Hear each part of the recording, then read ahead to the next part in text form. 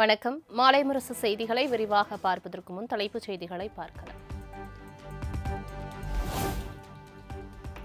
அனைத்து அரசு பொதுத்துறை நிறுவனங்களில் பணிபுரியும் பணியாளர்களுக்கு தீபாவளி போனஸ் அறிவிப்பு. சி மற்றும் டி பிரிவு தொழிலாளர்கள் மற்றும் பணியாளர்களுக்கு 20% வரை மிகை ஊதியம் வழங்கப்படும் என முதலமைச்சர் மு க ஸ்டாலின் அறிவிப்பு. பீகார் சட்டப்பேரவை தேர்தல் தேதியை இன்று மாலை அறிவிக்கிறது தேர்தல் ஆணையம். 243 தொகுதிகளை கொண்ட பீகார் சட்டமன்றத்தின் பதவிக்காலம் வரும் நவம்பர் 22ஆம் தேதியுடன் முடிவடைகிறது.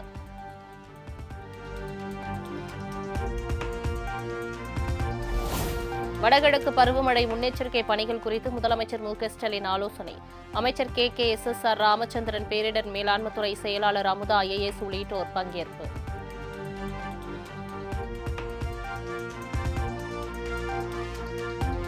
பழங்குடியினர் உண்டு உறைவிட பள்ளி பயன்பாட்டிற்காக 26 வாகனங்கள் சேவையை தொடங்கி வைத்தார் முதலமைச்சர் மு க ஸ்டாலின். பழங்குடியின மக்களின் மருத்துவ பயன்பாட்டிற்காக 25 அவசரகால ஊர்திகள், 20 நடமாடும் மருத்துவ ஊர்திகள் சேவையையும் தொடங்கி வைத்தார்.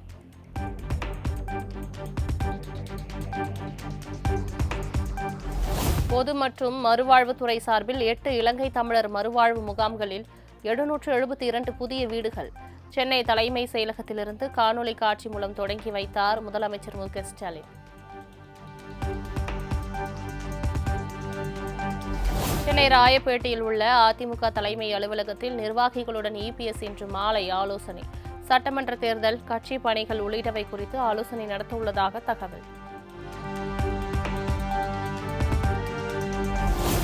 நெரிசல் சம்பவம் தொடர்பாக சிறப்பு புலனாய்வு குழு கரூர் வேலுச்சாமிபுரத்தில் 2வது நாளாக ஆய்வு. பாதிக்கப்பட்டவர்களிடம் சம்பவம் குறித்து விசாரணை மேற்கொண்டு வரும் சிறப்பு புலனாய்வு குழு.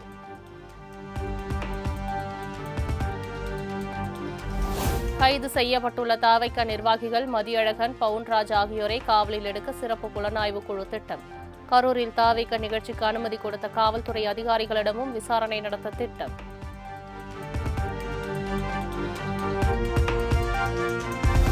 சமூக வலைதளங்களில் யாரையும் விட்டு வைக்காமல் விமர்சிக்கின்றனர். விமர்சனங்களை புறக்கணிக்க வேண்டும் என சென்னை உயர்நீதிமன்ற நீதிபதி என் செந்தில்குமார் கருத்து.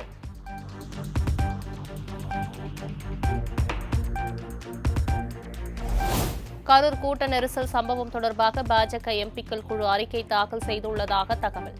கரூர் சம்பவத்திற்கு முறையாக திட்டமிடாத மாவட்ட நிர்வாகமும் அரசும் தான் காரணம் என குற்றச்சாட்டு.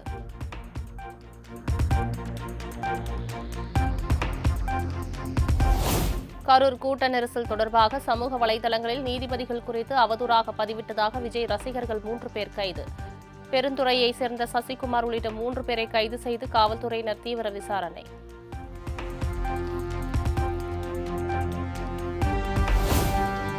மாதம்பட்டி ரங்கராஜ் குறித்து கருத்து தெரிவிக்க ஜாய் கிறிசில்டாவுக்கு தடை விதிக்க சென்னை உயர்நீதிமன்றம் மறுப்பு. இருவருக்கும் இடையிலான உறவு குறித்து எந்த மறுப்பும் தெரிவிக்காத நிலையில் இடைக்கால உத்தரவு எதையும் பிறப்பிக்க முடியாது என நீதிபதி கருத்து.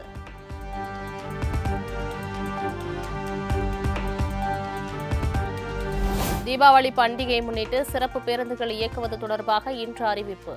சென்னை தலைமை செயலகத்தில் இன்று மாலை 4 மணிக்கு அமைச்சர் சிவசங்கர் ஆலோசனை.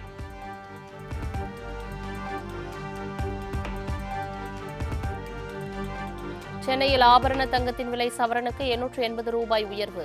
1 சவரன் தங்கம் விலை 88,480 ரூபாய்க்கு விற்பனை.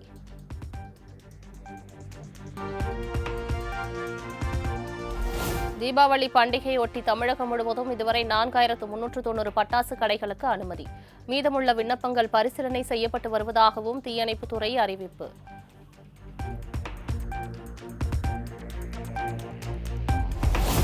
(2026) சட்டமன்ற தேர்தலை எதிர்கொள்ளும் விதமாக சென்னை தியாகராய நகரில் உள்ள கமலாலயத்தில் இன்று கூடுகிறது பாஜக மையக்குழு கூட்டம்.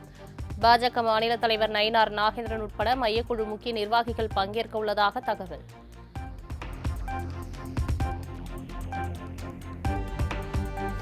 மதுரையில் மறைந்த முன்னாள் முதலமைச்சர் எம்ஜிஆர் சிலை சேதப்படுத்தப்பட்டதற்கு எடப்பாடி பழனிசாமி கண்டனம்.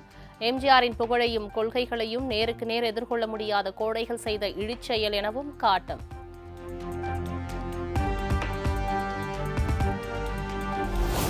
காரில் கஞ்சா கடத்திய வழக்கில் பாஜக நிர்வாகி வேலூர் இப்ராஹிம் மகன் அப்துல் ரஹ்மான் கைது. வேலூர் இப்ராஹிமின் கார் ஓட்டுநரையும் கைது செய்து கஞ்சாவை பறிமுதல் செய்தனர்.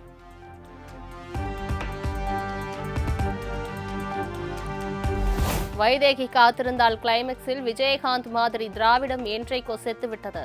நாம் தமிழர் கட்சி தலைமை ஒருங்கிணைப்பாளர் சீமான் விமர்சனம்.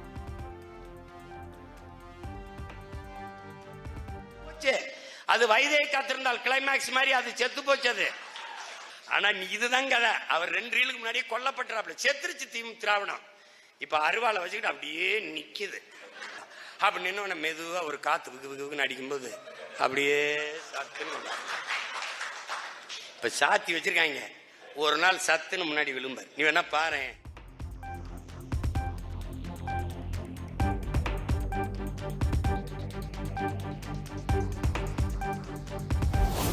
ஒரே பிரசவத்தில் பெண் 4 குழந்தை பெற்றால் கூட அதற்கும் பெரியார்தான் காரணம் என்பார்கள் திமுகவினர். பெரியார் குறித்து மீண்டும் சர்ச்சைக்குரிய வகையில் பேசிய சீமான். பசுமாடு கண்ணு ஓட்டுருக்குன்னு சொல்ல பெரியார் தான் காரணம்.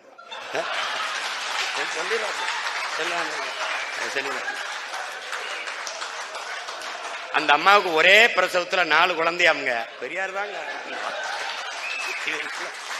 எங்க ஐயா சொன்ன மாதிரி நம்மளமா அம்மனமா தெரிஞ்ச மாதிரி அவன் தான் நமக்கு கோமணம் கட்டி விட்டேங்க மாதிரி. ஏய்,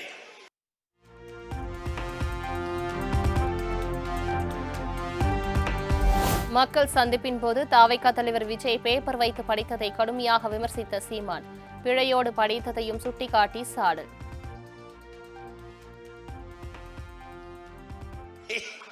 இன்மை புகுத்து விடுமே இளமை புகுத்து விடுமே. இன்னொரு இப்போ ஒருத்தர் நம்மால் வந்திருக்கான், நம்ம உடன் பிறந்தவன், பெரிய சீட்டு இங்க இருந்து எடுக்கிறாப்ல.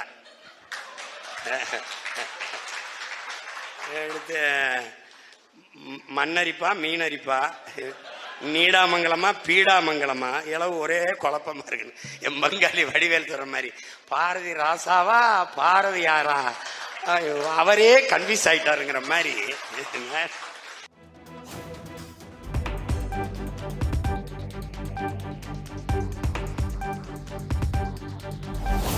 நல்ல சினிமா வசனம் பேசும் விஜய் விபத்து நடந்தவுடன் பிளைட் பிடித்து வீட்டிற்கு சென்றவர் இன்று வரை வெளியே வரவில்லை என பிரேமலதா விமர்சனம். படப்பிடிப்பு தளங்களுக்கு மட்டும் குறித்த நேரத்தில் சென்று விடுவார் எனவும் சாடல். கடமை உணர்வை தவற விட்டது விஜய். அதனால விஜய் இன்னைக்கு ஷூட்டிங் கரெக்டா போயிடுவார். அது எங்களுக்கு தெரியும். நான் தான் சொல்றேன் எங்க வீட்டு பையன் தான் அப்படின்னு. ஷூட்டிங் கரெக்டா போயிடுவார். ஆனா இப்பதானே அரசியலுக்கு வந்திருக்கிறார். இப்பதான் முதல்ல வெளியே வர்றாரு அவரு. இது வரைக்கும் அவரை மக்கள்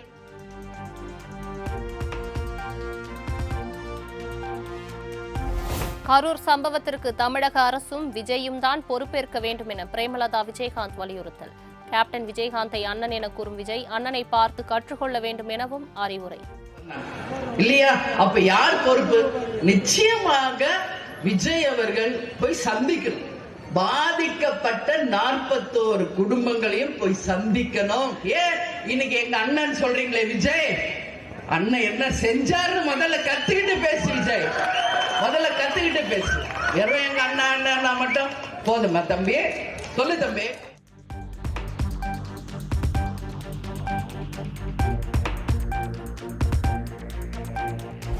விஜய் மீது செருப்பு மற்றும் கற்களை வீசியவர்களை காவல்துறை கைது செய்யாதது ஏன் என பிரேமலதா விஜயகாந்த் கேள்வி. திட்டமிட்டே சிலர் செயல்பட்டுள்ளதாகவும் கருத்து. எல்லா இடத்திலும் சுத்துது. அந்த யார் நபர் என்பதும் இன்னைக்கு கண்டுபிடிக்கப்பட்டிருக்கு. இது வரைக்கும் கைது பண்ணாங்களா? விஜய் கைதாவாரா, புஷி ஆனந்த் கைதாவாரா, நிர்மல் குமார் கைதாவாரா மட்டும் பிரஸ் பீப்புள் பெருசா பண்றீங்களே. அந்த செருப்பை வீசுறது யார்? அவரை கைது பண்ணுச்சு அரசு. அது ஏன் யாரும் போட மாட்டேங்கிறீங்க? ஏன் போட மாட்டேங்கிறீங்க?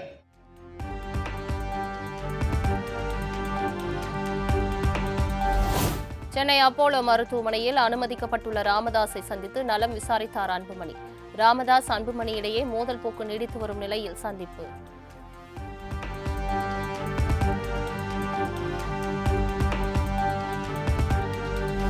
பாமக நிறுவனர் ராமதாஸுக்கு ஆஞ்சியோகிராம் பரிசோதனை செய்யப்பட்டுள்ளது. ஐசியூவில் இருப்பதால் ராமதாஸை நேரில் பார்க்க முடியவில்லை என அன்புமணி விளக்கம்.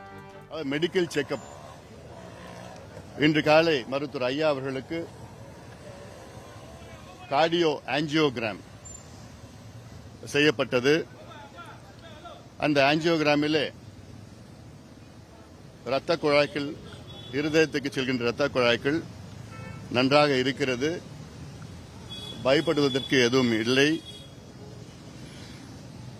ஐயாவுக்கு எந்த பிரச்சனையும் இல்லை என்று இருதய மருத்துவ நிபுணர்கள் சொல்லியிருக்கின்றார்கள். அது உள்ள இருக்கிறார், ஐசியூல இருக்கிறாரு, அதனால பார்க்க முடியல. ஒரு 6 மணி நேரம் இருப்பார், ஐசியூல இருப்பார். அதுக்கு பிறகு ரூமுக்கு வந்துருவாரு.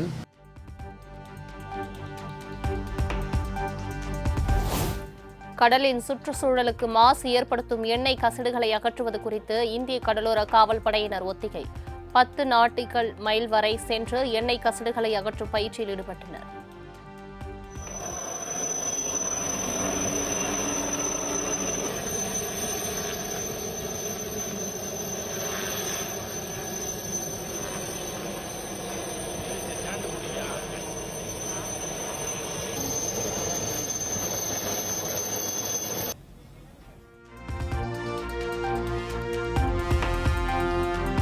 திருச்சி அருகே 10 கோடி ரூபாய் மதிப்பிலான தங்க கட்டிகளை கொள்ளையடித்த வழக்கு. சினிமா பட பாணியில் மத்திய பிரதேசத்திற்கு சென்ற பேருந்தில் ஏறி இருவரை கைது செய்த போலீசார்.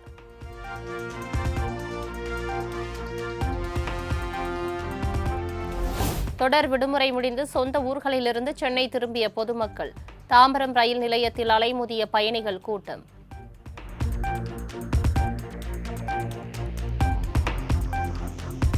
கோவை அருகே பாஜக மாநில முன்னாள் தலைவர் அண்ணாமலை பெயரை கூறி 10 லட்சம் ரூபாய் மோசடி.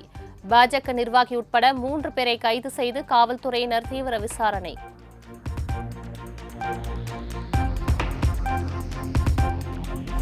சிவகங்கையில் அரசு மருத்துவக் கல்லூரி மருத்துவமனையில் கருப்பு சட்டை பேட்ஜ் அணிந்து பயிற்சி மருத்துவர்கள் போராட்டம்.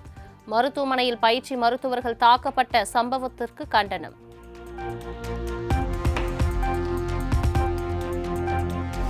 வாணியம்பாடி அரசு நகராட்சி மாதிரி மேல்நிலைப்பள்ளி நுழைவாயில் மாணவர்களுடன் பெற்றோர்கள் போராட்டம். பள்ளி வளாகத்தில் தேங்கி நிற்கும் மழைநீரை அகற்றக் கோரி வாக்குவாதம்.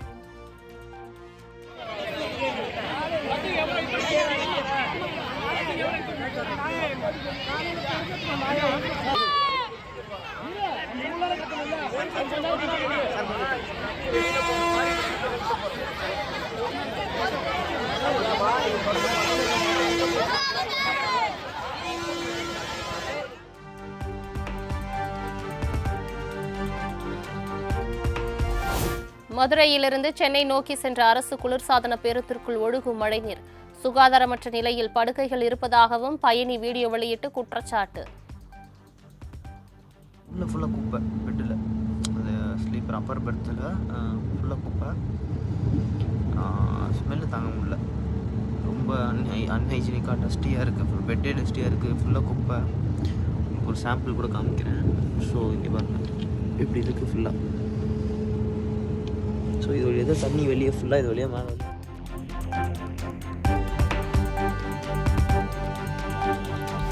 கர்நாடக மாநில நீர்பிடிப்பு பகுதியில் பெய்து வரும் கனமழை காரணமாக ஒசூர் கெலவரப்பள்ளி அணைக்கு நீர்வரத்து அதிகரிப்பு. தென்பெண்ணை ஆற்றில் நீர் ஆர்ப்பரித்து செல்வதால் ஆற்றங்கரையோர கிராம மக்களுக்கு வெள்ள அபாய எச்சரிக்கை.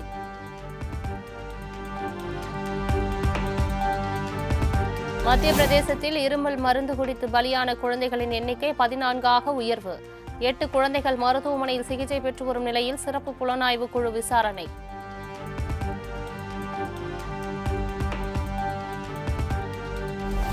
கேரள மாநிலம் காசர்கோடு மாவட்ட கடற்கரையில் கரை ஒதுங்கிய லட்சக்கணக்கான மத்தி மீன்கள்.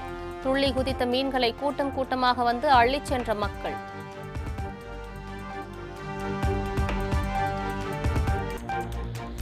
டெக்சாஸில் நடந்த செக்மேட் செஸ் தொடரில் உலக சாம்பியன் குகேஷை வீழ்த்தியதை அடுத்து அவரது கிங்கை விசிறியடித்த ஹிகாரு நாகமுரா.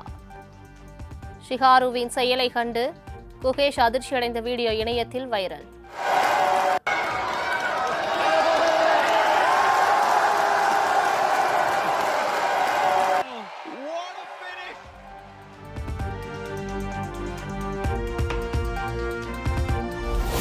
ஆஸ்திரேலியாவுக்கு எதிரான ஒருநாள் மற்றும் T20 அணி தேர்வில் ஹர்ஷித் ராணா தேர்வானது குறித்து முன்னாள் கேப்டன் ஸ்ரீகாந்த் கடும் விமர்சனம்.